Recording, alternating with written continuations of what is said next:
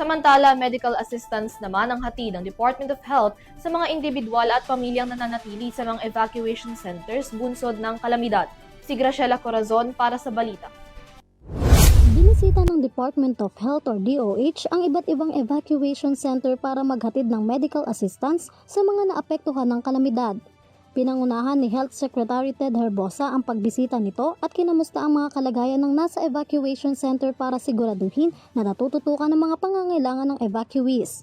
Sa naging pagbisita nito sa Rosario Elementary School sa Pasig City, umabot na sa mahigit 935 na evacuees ang nabigyan ng medical assistance.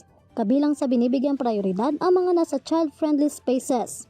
Pansamantala namang namamalagi sa Nangka Elementary School ang 502 na pamilya o 2,407 na individual.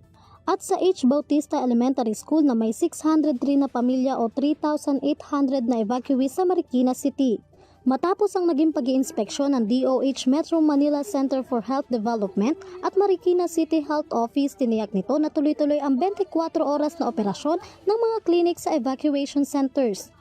Personal rin na nilibot ni Secretary Herbosa ang East Avenue Medical Center upang kamustahin ang mga health workers at mga pasyente.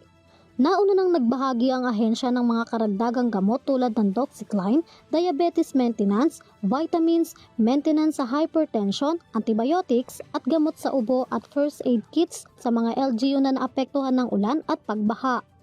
Samantala, muling nagpaalala ang DOH na iwasan na lumusong sa baha at protektahan ang sarili mula sa mga sakit na maaaring makuha sa baha, lalo na umano sa banta ng leptospirosis na maaaring makuha. Ugaliin rin na magsuot ng mask at regular na maghugas ng kamay gamit ang tubig at sabon. Nauna nang nag-deploy ang ahensya ng mga emergency commodities sa mga LGUs at patuloy na nakaantabay sa mga karagdagang pangangailangan ng mga evacuees. Para sa EuroTV News, Graciela Corazon, sumasaludo sa bawat Pilipino.